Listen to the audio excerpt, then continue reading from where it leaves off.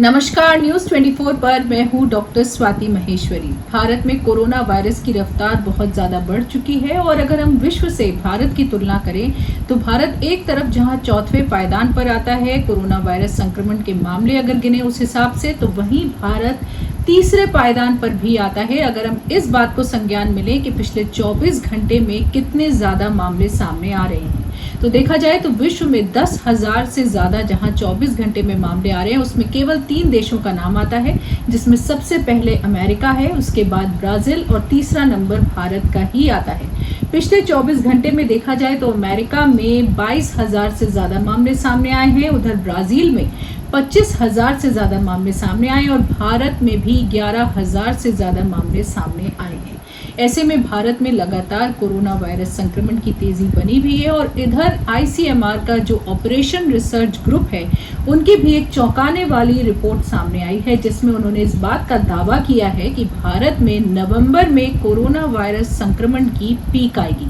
उनका ऐसा मानना है कि जिस तरह से भारत में अभी कोरोना वायरस संक्रमण रफ्तार पकड़े हुए है और जिस तरह से उन्होंने भारत के डेटा का आंकलन किया है उसके हिसाब से उन्होंने ये दावा किया है कि भारत में नवंबर में इसकी पीक आएगी और उनका मानना है कि जो लॉकडाउन भारत में लगा उसकी वजह से लगभग 69 से 97% तक मामले कम हुए। उनका ये भी मानना है कि लॉकडाउन की वजह से 34 से 76 दिन तक भारत का जो कोरोना का पीक था वो उतना डिले हुआ, यानी कि इतना समय हमें मिला अपनी स्वास्थ्य सेवाओं को दुरुस्त करने के लिए, बाकी और सभी तैयारियां करने के लिए, ताकि हम कोरोना वायरस संक्रमण के खास तौर से रफ्तार और पीक से लड़ सकें। तो उन्हें ऐसा लगता है कि लॉकडाउन से हमें इन सभी चीज़ों का फायदा हुआ, लेकिन अब क्योंकि हमारे यहाँ सब कुछ खुल चुका है, अनलॉक की स्थिति में हम जा चुके हैं और जिस तरह से अब कोरोना वायरस का संक्रमण बढ़ रहा है उनके हिसाब से भारत में जुलाई और अगस्त में नहीं बल्कि नवंबर में इसकी पीक आएगी। उन्होंने ये भी बोला है कि तब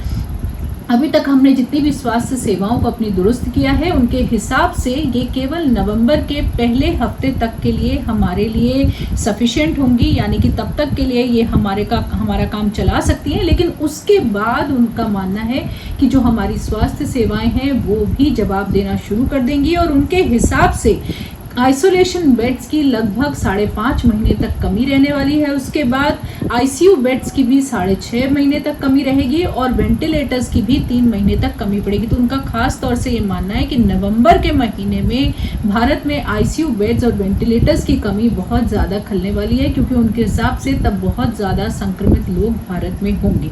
उधर जहाँ एक तरफ ये आईसीएमआर की ही स्टडी आई है, उधर आईसीएमआर की जो मेन बॉडी है उन्होंने स्टडी को खारिज भी कर दिया है। उनका ऐसा मानना है कि इस स्टडी का अभी और ज्यादा आंकलन होना बाकी है, अभी ये बहुत जल्दी बाहर आ गई है और उनके हिसाब से इसका डेटा भी शायद उनको अभी ठीक नहीं लग रहा है। तो ऐसे में आईसीएमआर ने जरूर, मेन बॉडी ने इस रिपोर्ट को अभी खारिज कर दिया है, लेकिन ये उनके अपने विंग की ही अंदर की रिपोर्ट है और अभी इस बात पर पुख्ता खबर नहीं आई है कि क्या इसका डेटा सही है या नहीं है और जो भी दावा उन्होंने स्टडी में किया है वो कितना सही है ये कह पाना अभी मुश्किल है, क्योंकि खास तौर से आईसीएमआर ने इस स्टडी को खारिज किया है, लेकिन फिलहाल स्टडी का दावा यही कहता है। आज तक के लिए इतना ही। न्यूज़ 24 की तरफ से नमस्कार।